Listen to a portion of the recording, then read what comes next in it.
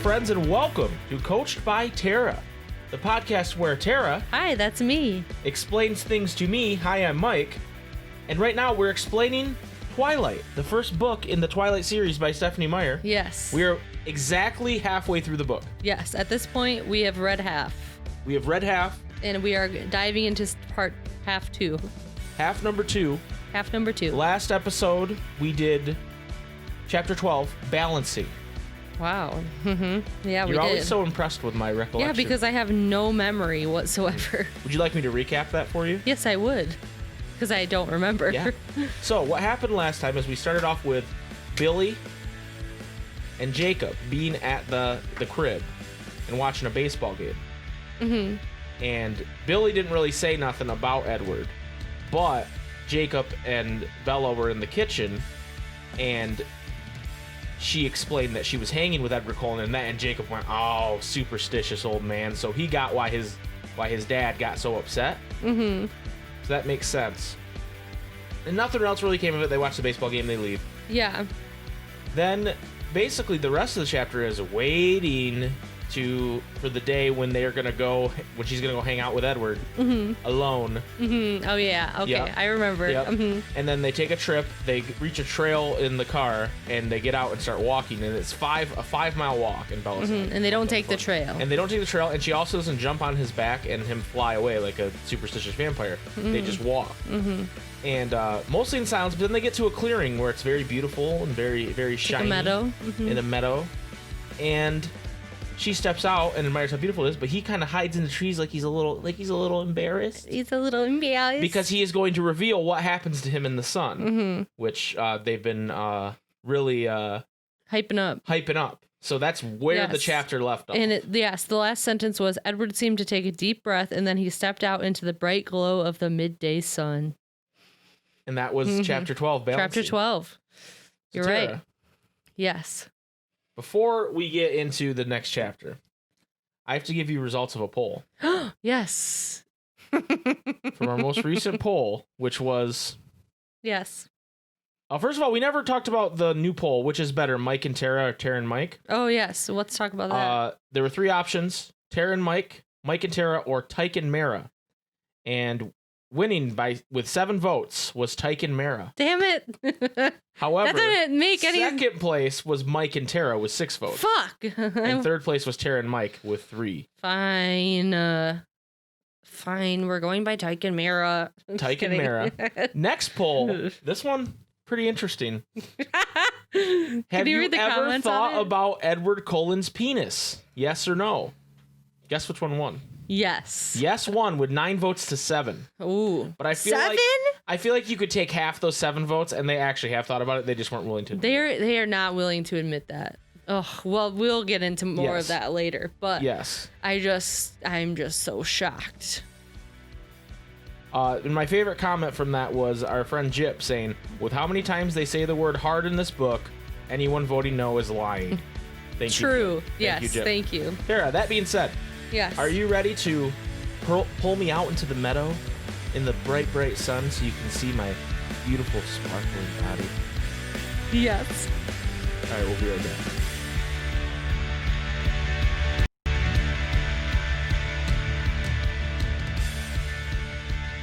Mike? Yes, Tara? Are you ready to be coached? I don't know if I am, but let's do it. Yeah, let's do it. Okay. Tara, what's the name of chapter 13? Chapter 13, we're getting into chapter 13, Confessions. Confessions, yes. Ooh. So here we go. I think Edward's gonna confess some things in this chapter. Interesting take on that. Yeah, we'll see. All right. We forgot to say this. This is like the middle of the episode. We recorded this, and now I'm putting it at the front. Okay, fast forward. So this is how it starts. I'm gonna just read what it says. Yeah, just read what it says. Just read it for me. Edward in the sunlight was shocking. I couldn't get used to it, though I'd been staring at him all afternoon. His skin, white despite the faint flush from yesterday's hunting trip, literally sparkled, like thousands of tiny diamonds were embedded in the surface. He lay perfectly still in the grass, his shirt open over his sculpted, incandescent chest, his scintillating arms bare. His glistening, pale lavender lids were shut, though of course he didn't sleep. A perfect statue carved in some unknown stone, smooth like marble, glittering like crystal. Ooh. I'm aroused. Are you? Yes. That was enough for me. How hard are you? I'm like a diamond. Diamond hard. Got it. Like a piece of rock that's been just pressured for thousands of years so it can turn into a diamond. Now and then his lips would move so fast it looked like they were trembling, but when I asked, he told me he was singing to himself. It was too low for me to hear. I enjoyed the sun too, though the air wasn't quite dry enough for my taste. So are they just like laying there? Yeah, they're just hanging out. In the sun? Mm-hmm. Okay. I would have liked to lie back as he did and let the sun warm my face, but I stayed curled up, my chin resting on my knees, unwilling to take my eyes off him. The wind was gentle. It tangled my hair and ruffled the grass that swayed around his motionless form. The meadow, so spectacular to me at first, paled next to his magnificence. She's so enamored. Yeah. Why? How could you not be? No, you couldn't. You couldn't. How could you not be enamored? You could not be. His beautiful visage. Hesitantly, always afraid, even now, that he would disappear like a mirage, too beautiful to be real.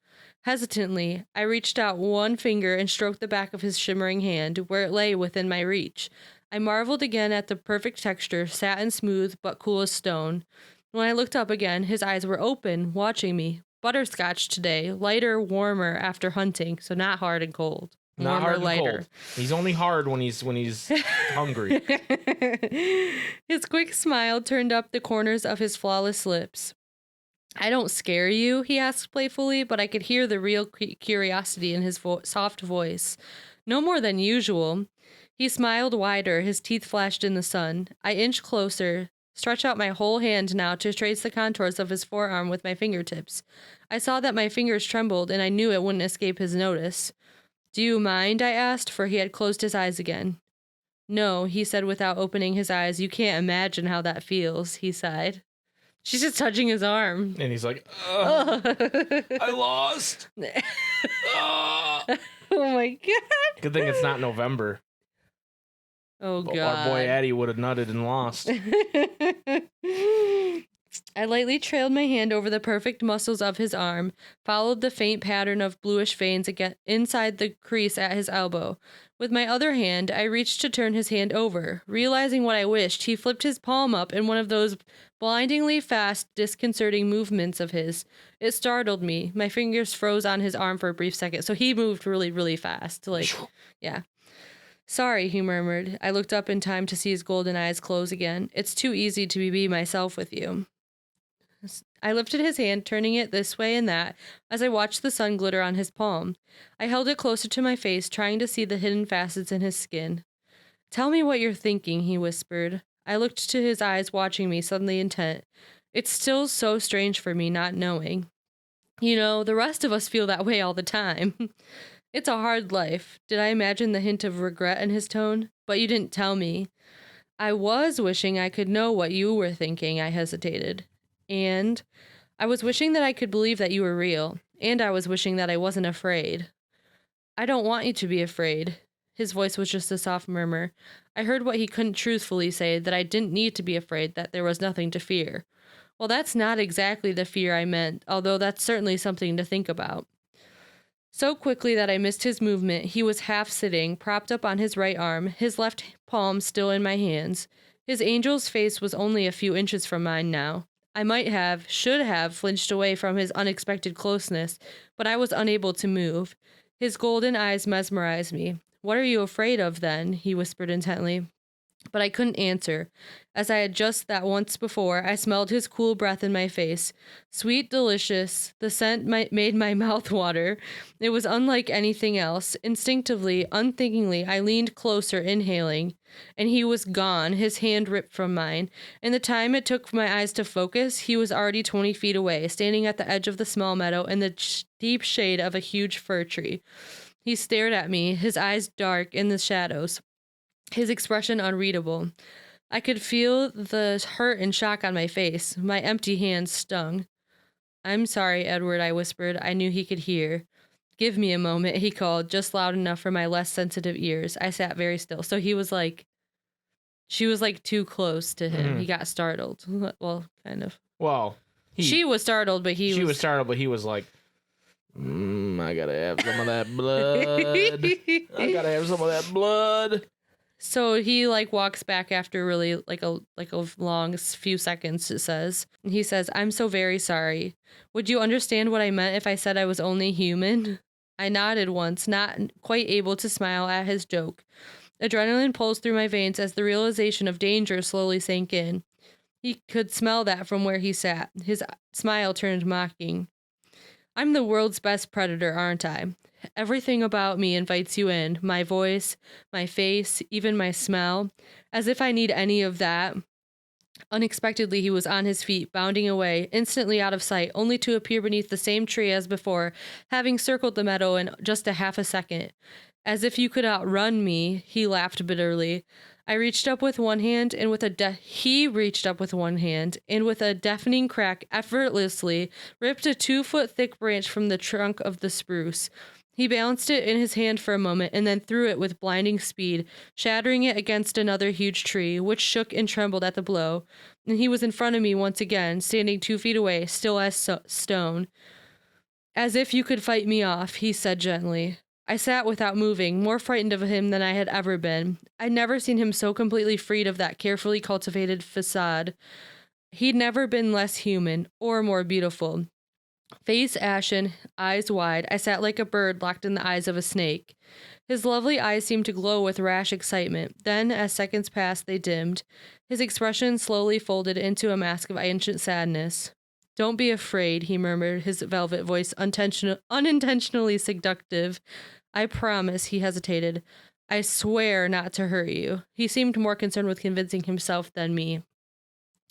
Don't be Yikes. Yeah. Don't be afraid, he whispered again as he stepped closer with exaggerated slowness. He sat with deliberately unhurried movements till our faces were on the same level again, just a foot apart. Please forgive me, he said formally. I can control myself, but you caught me off guard. But I'm on my best behavior now. How do you feel about all that? I mean, I don't believe him. What? I think he's I know he's not gonna like suck her blood because he's the story. Like there's more books than this. Yeah. But like I don't trust that he can control himself. Oh.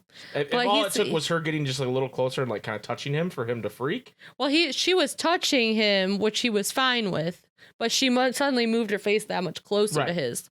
Well, right, but if he can't even handle that, yeah, this is Bella needs to get out of there. But what do you? I'm calling her on the phone right now, and I'm like, Bella, you gotta get out of there. You gotta get out of there. Get out of there, Bella. You gotta get out of there. You gotta get out of there. Get out of there.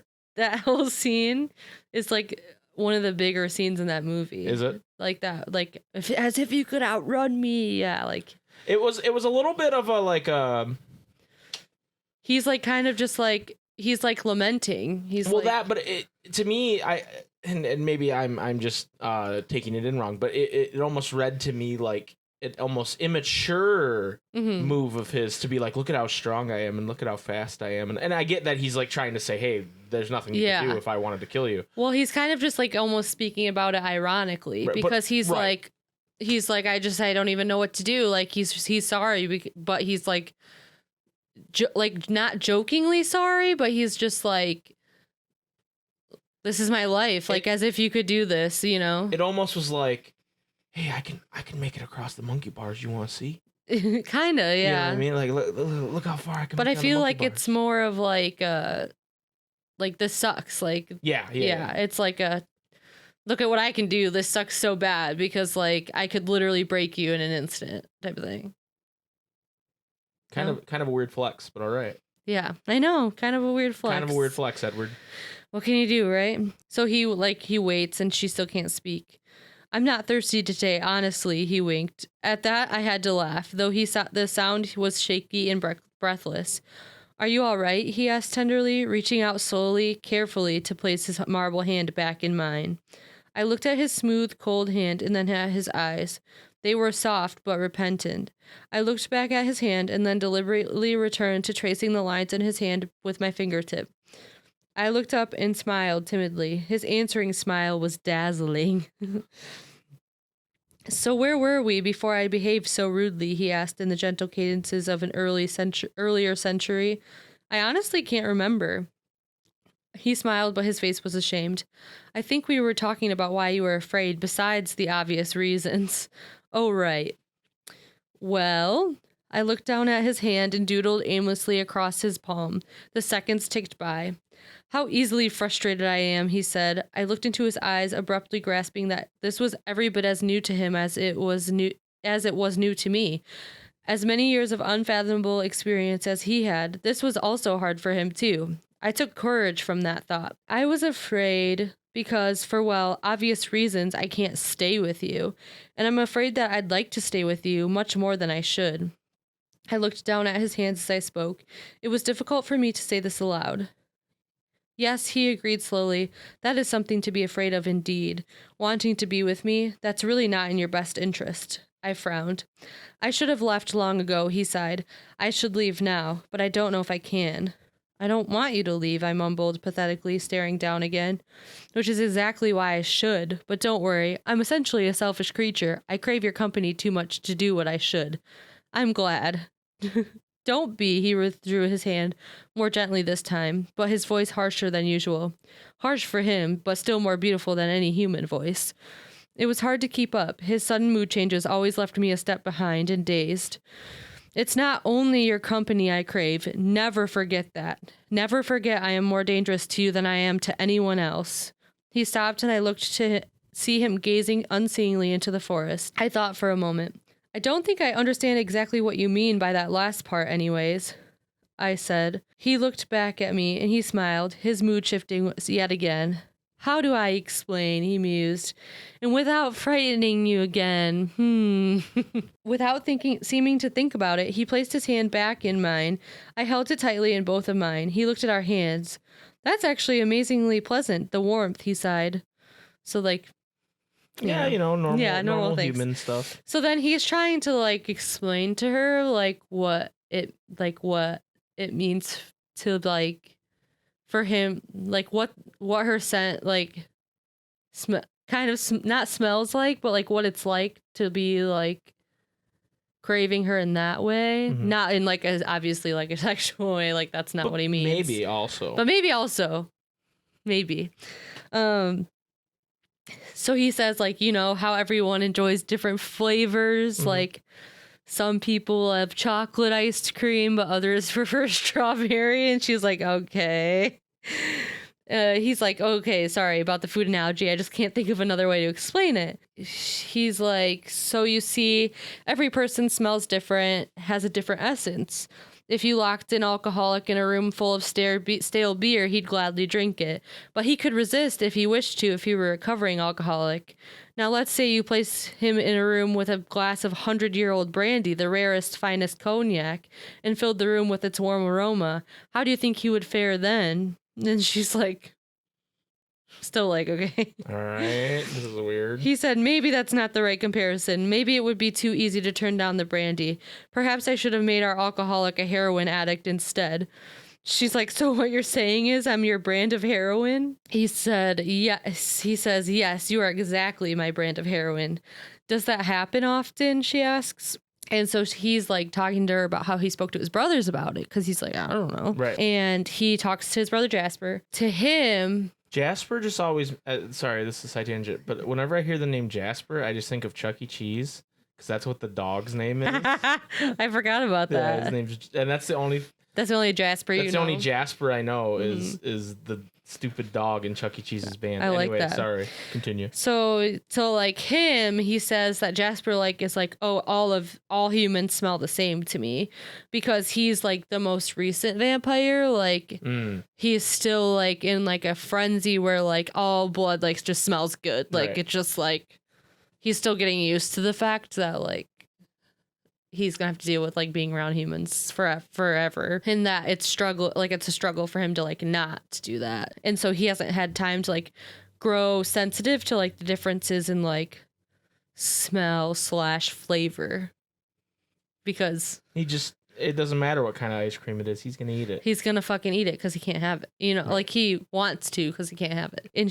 he's like saying all this and she's like, oh my fucking God. Like her expression's different. Right. And he's like, I'm so sorry. Like, I'm not meaning to like, or he's like, I'm so sorry. And she's like, oh, like, I don't mind. Just like, you're not offending me or frightening me. It's just like I'm trying to understand. Like, I'm trying to understand. So just explain it how you can. Just like he was saying, Jasper wasn't sure if he'd ever come across someone that's like as appealing to him as like Bella is to Edwards because he doesn't know. He talked to his brother Emmett, who's obviously been a well, you don't not obviously to you because you don't know, but he's been a vampire way longer. And Emmett, of course, the name of the Italian man who's in Chuck E. Cheese's band as well. Is it? No, I made it up. Oh my God, I was like, what the fuck? I think he has some really stereotypical... Stephanie Meyer just going after the Chuck E. Cheese names. No, he has some stereotypical, like, racist Italian name or something. How shame on you, Chuck E. Cheese. Shame on you, Chuck.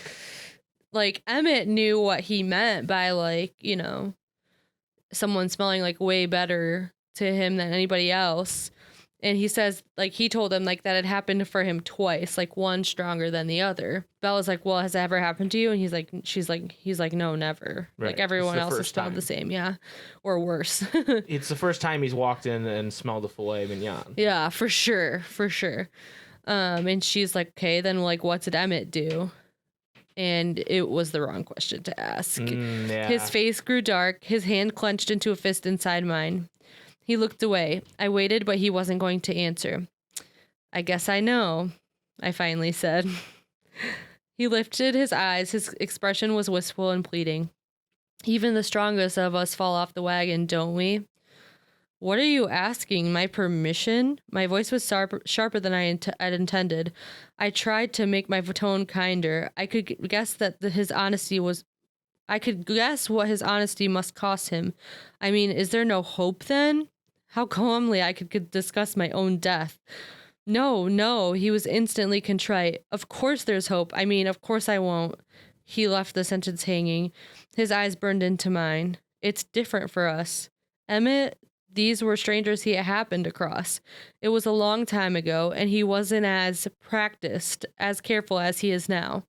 He fell silent and watched me intently as I thought it through. So if we'd met, like in a dark alley or something, I trailed off. It took everything I had not to jump in the middle of that class full of children, and he stopped abruptly, looking away. When you walked past me, I could have ruined everything Carlisle had built for us, right then and there. If I hadn't been denying my first thirst for the last, too many years, I wouldn't have been able to stop myself. He paused, scowling at the trees. He glanced at me grimly, both of us remembering. He must have thought I was possessed. I couldn't understand why, how you could hate me so quickly. To me, it was like you were some kind of demon, summoned straight from my own personal hell to ruin me. The fragrance coming off your skin, I thought it would make me deranged that first day. In that 1 hour, I thought of 100 different ways to lure you from the room with me to get you alone, and I fought them each back, thinking of my family, what that would do to them. I had to run out, to get away before I could speak the words that would make you follow. He looked up then at my staggered expression as I tried to absorb his bitter memories. His golden eyes scorched from under his lashes, hypnotic and deadly. You would have come, he promised. I tried to speak calmly, without a doubt. You're laughing. The way you said, you would have come, he promised. In like a different book, that would have been that would have been line. A little bit crazy, huh? Yeah, a book with Fabio on the cover, maybe. Right. Well, he's just like saying like he could have literally said anything to her, you know. Right. And she would. I mean, I don't doubt that. I mean, she was already curious. I mean, he even could have been like, "Hey, can I talk to you for a minute?" Yeah. Because she was like so taken aback by how. And that's angry what he's saying. Yeah. Like he literally could have said anything, and she would have gone. So now we understand the fear boner. Yes, you do. Because he was so afraid of her. He was aroused. Yes, almost, basically. Yes. It's canonical. I've been told by other people in the community the fear boner is the canonical term for what happened to Edward. Indeed. Indubitably. He frowned down at my hands, releasing me from his stare. And then, as I tried to rearrange my schedule in a pointless attempt to avoid you, There you were, in that close, warm little room.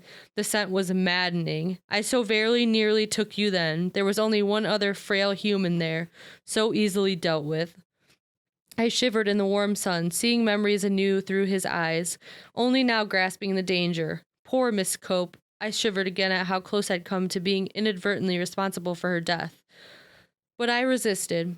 I don't know how, but I forced myself not to wait for you, not to follow you from the school. It was easier outside when I couldn't smell you anymore, to think clearly and to make the right decision. I left the others near home. I was too ashamed to tell them how weak I was. They only knew something was very wrong, and then I went straight to Carlisle at the hospital to tell him I was leaving. I stared in surprise. I traded cars with him. He had a full tank of gas, and I didn't want to stop. I didn't dare to go home to face Esme. She wouldn't have let me go without a scene. She would have tried to convince me that it wasn't necessary. And by the next morning, I was in Alaska. He sounded ashamed, as if admitting a great cowardice. I spent 2 days there with some old acquaintances, but I was homesick. I hated knowing I'd upset Esme and the rest of them, my adopted family. In the pure air of the mountains, it was hard to believe you were so irresistible. I convinced myself it was weak to run away. I dealt with temptation before, not of this magnitude, not even close, but I was strong. Who were you, an insignificant little girl, he grinned suddenly, to chase me from the place I wanted to be? So I came back. He stared off into space. Pretty crazy. He left. So he went to Alaska. Yeah. And that's why I like Midnight Sun, is because like you know what he like does like there, and like when he's sleeping and like all this other stuff, like because he just has so much time on his hands. So then he, he's like, oh, when I got back, I took the precautions, hunted, like fed more than usual, but then it was a complication that like he couldn't read her thoughts. Like he was like, that was a complication for him, because he was like, I still don't know like what's going on. Right. I have to know. Right. He wasn't used to like having to go to like extraneous measures, like hearing like her thoughts, or not her thoughts, but like hearing her conversations through like other people's minds. Like, so he would listen to through like Jessica's mind or whoever's mind. So he wasn't used to that. And he was like really irritated by that. Oh, he was talking about how Jessica's mind's like super annoying to listen through, because she's like just so dull. Right. And like annoying. She's one of those people. Yes. He was like, he's telling her that he wanted her to forget like the behavior that he was displaying when they first met, because it was irrational behavior. Oh, it was insane behavior. Yeah, I would agree. He was walking around with a large erection of fear. Yes, you're right. And so he was like actually really eager to like hopefully decipher like anything going on with her thoughts, but he still couldn't hear. But he found himself to be like super interested in like her expressions and how she would like stir the air with her hand, or like twirl her hair, and then her scent would like stun him again. And then, of course, he talks about, like, then she almost nearly died in front of him. Right. Says, later I thought of a perfectly good excuse for why I acted at that moment. Because if I hadn't saved you, if your blood had been spilled there right in front of me, I don't think I could have stopped myself from exposing us for what we are. But I only thought of that excuse later. At the time, all I could think was, not her. He closed his eyes, lost in his agonized confessions. I listened. The name of the chapter that we definitely talked about earlier. Yes. I listened more eager than rational. Common sense told me that I should be terrified. Instead, I was relieved to finally understand what he was thinking. I was filled with compassion for his suffering, even now, as he confessed his craving to take my life. In the hospital, she says. His eyes flashed up to mine. I was appalled. I couldn't believe I had even put any of us in danger, but put myself in your power.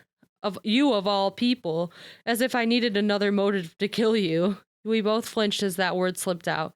But it had the opposite effect, he continued quickly. I fought with Rosalie, Emmett, and Jasper when they suggested that now was the time. The worst fight we've ever had. Carlisle sided with me, and Alice. He grimaced when he said her name. I couldn't imagine why. Esme told me to do whatever I had to in order to stay. So they had the family had a big argument on whether they should stay or go. based on like him saving her. All the next day, I eavesdropped on the minds of everyone you spoke to, shocked to hear that you had kept your word. I didn't understand that at all, but I knew that I couldn't become more involved with you. I did my very best to stay as far from you as possible, and every day the perfume of your skin, your breath, your hair, it hit me as hard as that very first day. He met my eyes again, and they were surprisingly tender. And for all that, he continued, I'd have fared better if I had exposed us all at that first moment than if now, here, with no witnesses and nothing to stop me, I were to hurt you. I was human enough to ask, why? Isabella, he pronounced my full name carefully, then playfully ruffled my hair with his free hand. A shock ran through my body at his casual touch. Bella, I couldn't live with myself if I ever hurt you. You don't know how it's tortured me. He looked down, ashamed again. The thought of you, still, white, cold, to never see you blush scarlet again, to never see that flash of intuition in your eyes when you see through my pretenses.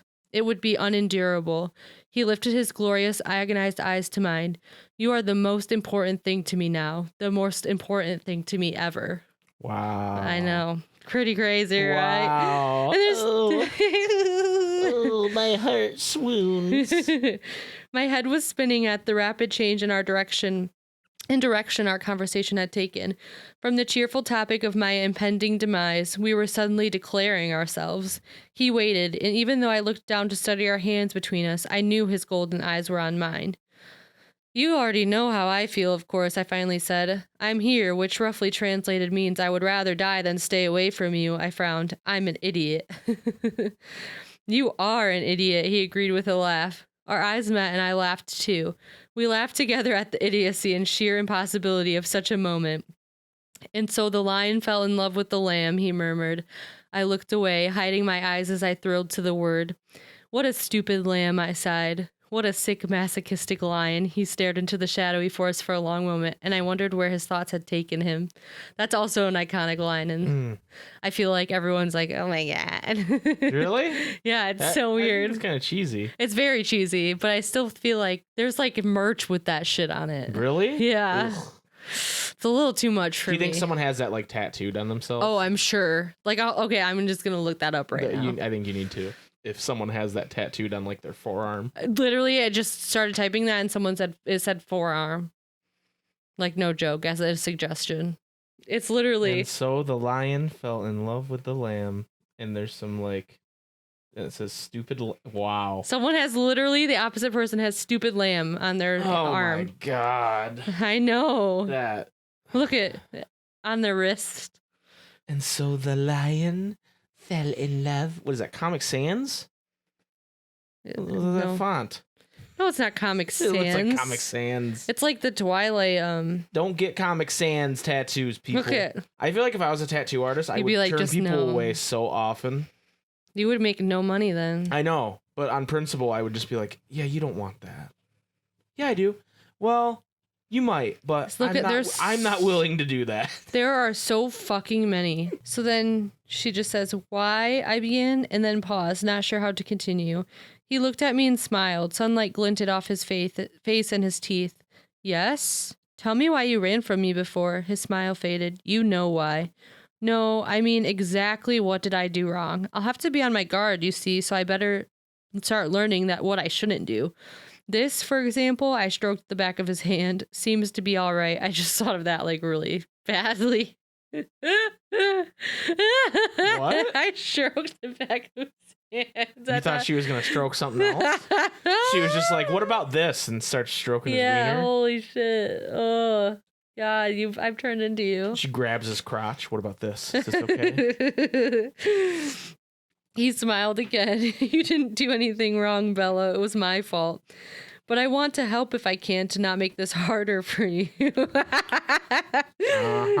Well, he contemplated for a moment. It was just how close you were. Most humans instinctively shy away from us and are repelled by our alienness. I wasn't expecting you to come so close. And the smell of your throat. He stopped short, looking to see if he'd upset me. I'm sorry, what? Her throat. The smell of her throat? Yeah. That's like the outside of her throat? No, like the blood pumping through her throat. Anyways, okay. I guess I don't think of the outside as the throat. I know. I think of that as strep the throat. neck. I think throat is inside, so like he like could smell maybe, I don't know. coming from her mouth. I don't know. I couldn't tell you. So then she's like, okay, no throat exposure. No, and he's like, What? He's like, no, really, it was more of How a did she write this? surprise than anything else. It's just they're just joking Throat around. exposure. They're joking around. I know what you mean, though. He raised his free hand and placed it gently on the side of my neck. I sat very still, the chill of his touch a natural warning, a warning telling me to be terrified. But there was no feeling of fear in me. There were, however, other feelings. You see, he said, perfectly fine. So he's like touching her throat, and he's like, see, I'm fine. Yeah. But it was just like, how fast? My blood was racing, and I wished I could slow it, sensing that this must make everything so much more difficult, the thudding of my pulse in my veins. Surely he could hear it. The blush on your cheeks is lovely, he murmured. He gently freed his other hand. My hands fell limply into my lap. He softly brushed my cheek, then held my face between his hands. Be very still, he whispered, as if I wasn't already frozen. Slowly, never moving his eyes from mine, he leaned toward me. Then abruptly, but very gently, he rested his cold cheek against the hollow at the base of my throat. I was quite unable to move, even if I'd wanted to. I listened to the sound of his even breathing, watching the sun and wind play in his bronze hair, more human than any other part of him. With deliberate slowness, his hands slid down the sides of my neck. I shivered, and I heard him catch his breath, but his hands didn't pause as they softly moved to my shoulders and then stopped. His face drifted to the side, his nose skimming along across my collarbone. He came to rest with the side of his face pressed tenderly against my chest, listening to my heart. Ah, he sighed. I don't know how long we sat without moving. It could have honestly been hours. Eventually, the throb of my pulse quieted, but he didn't move or speak again as he held me. I know that at any moment it could be too much and my life could end so quickly that I might not even notice. And I couldn't make myself be afraid. I couldn't think of anything except that he was touching me. And then, too soon, he released me. His eyes were peaceful. It won't be so hard again, he said with satisfaction. Was that very hard for you? Oh my God, said. Stop! Not nearly as bad as I would imagined it would be. And you? No, it wasn't bad for me. He smiled at my inflection. You know what I mean. I smiled.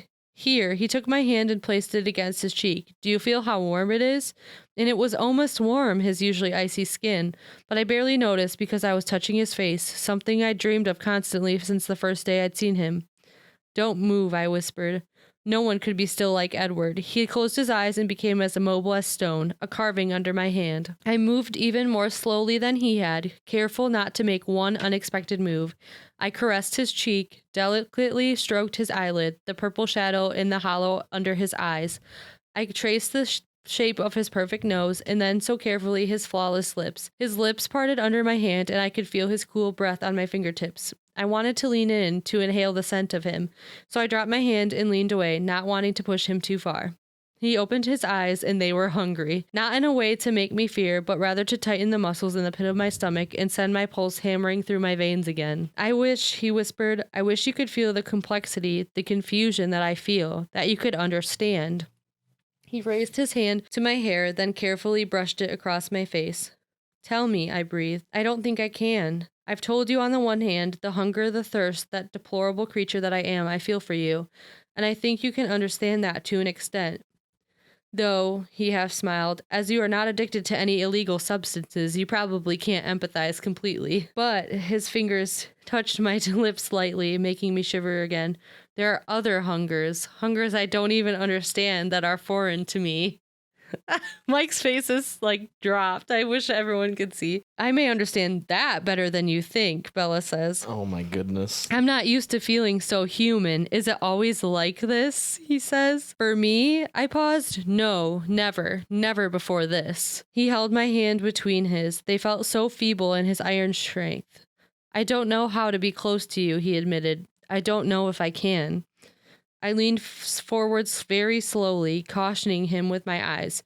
I placed my cheek against his stone chest. I could hear his breath and nothing else. This is enough, I sighed, closing my eyes. In a very human gesture, he put his arms around me and pressed his face against my hair. You're better at this than you give yourself credit for, I noted. I have human instincts. They may be buried deep, but they're there. Are they gonna have sex? No. Oh. Okay, don't say no like that was like a ridiculous question. like he's like just telling her he doesn't know how to be around her yet. Like, yeah, he doesn't know how to. But he's having some feelings. Yeah. You know, he's having some very human wink, wink, wink feelings. Some he's like, let me get a taste of that. He's like, what that mouth do?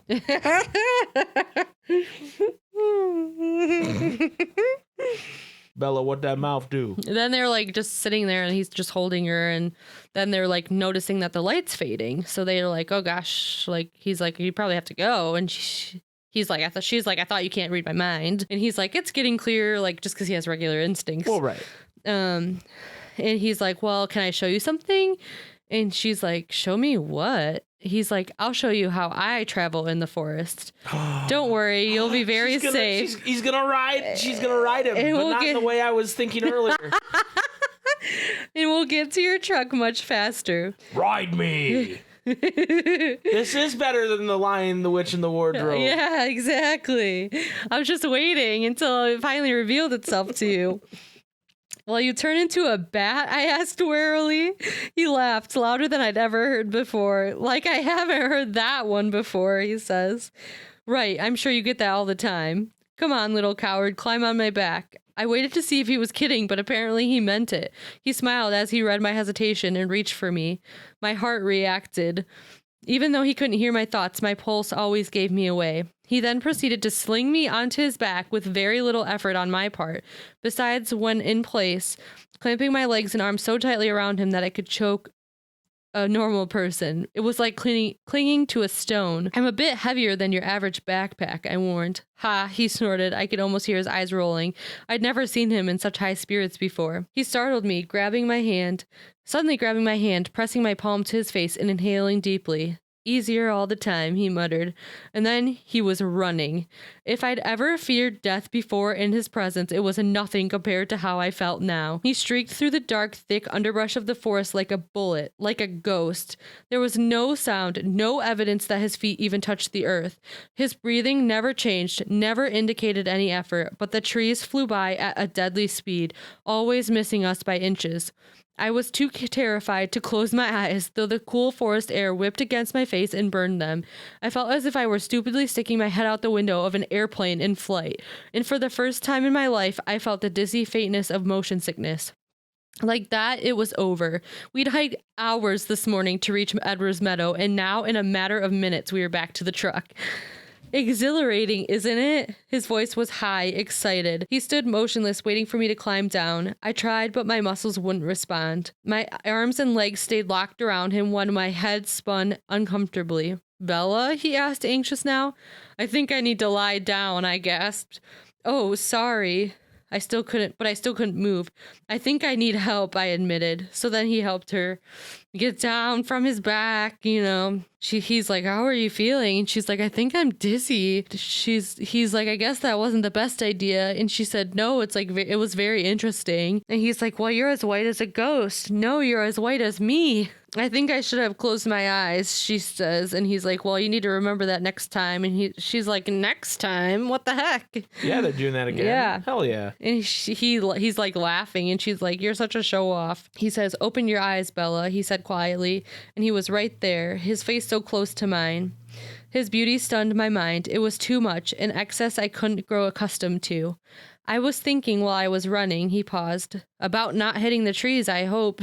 Silly Bella, he chuckled. Running is second nature to me. It's not something I have to think about. Show off, I muttered again.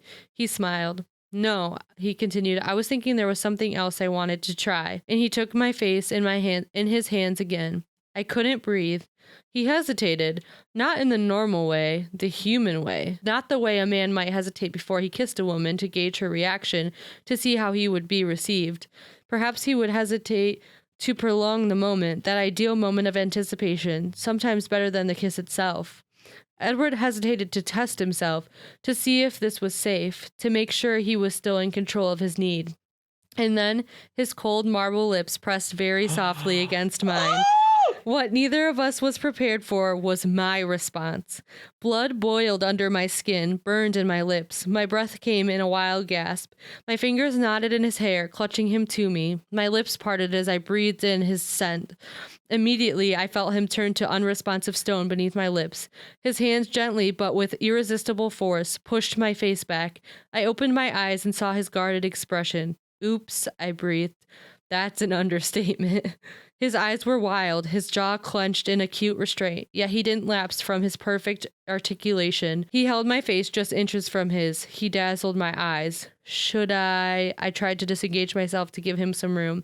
His hands refused to let me move so much as an inch. No, it's tolerable. Wait for a moment, please. His voice was polite, controlled.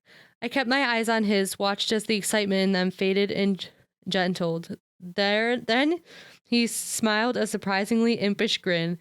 There, he said, obviously pleased with himself. Wow. Tolerable, I asked. He laughed aloud. I'm stronger than I thought. It's nice to know. I wish I could say the same. I'm sorry. You are only human after all, he says. Thanks so much, I said, my voice acerbic.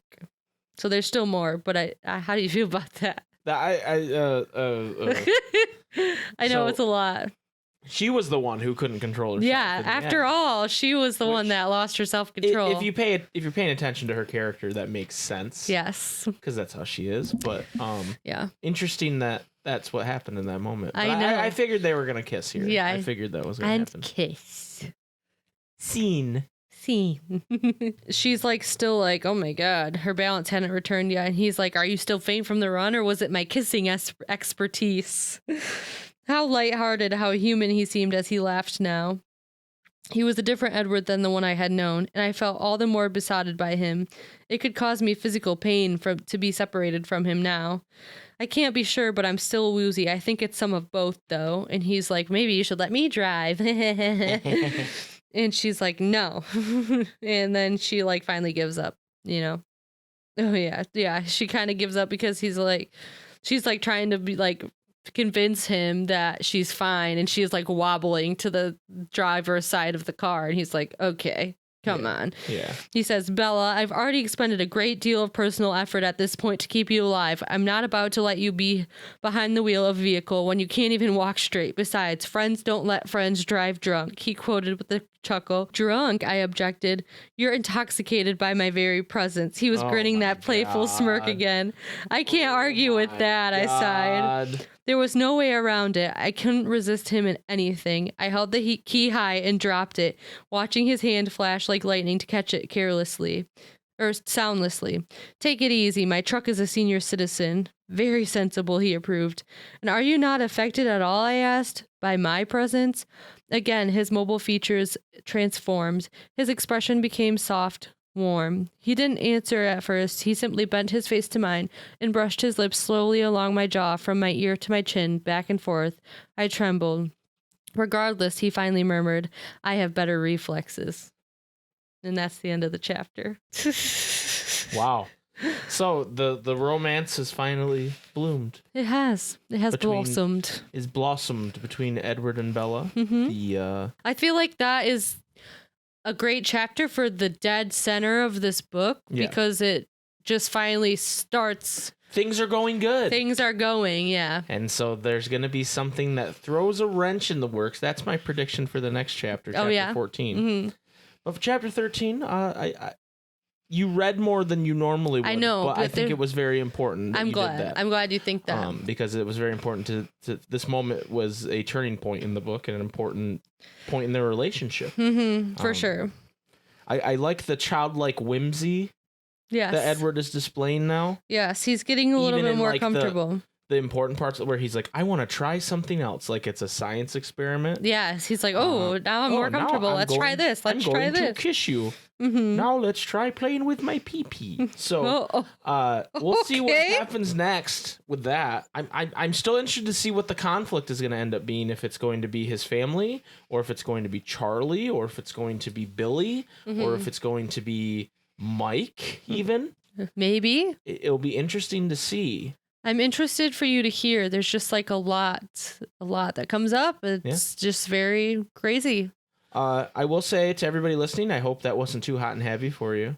I hope so too. I mean, I read a lot of it. It was too hot and heavy for you. Oh yeah. Episode 13. Anyway, Tara, thank you so much for coaching me. You're welcome. We'll see you guys next week. Bye. Bye.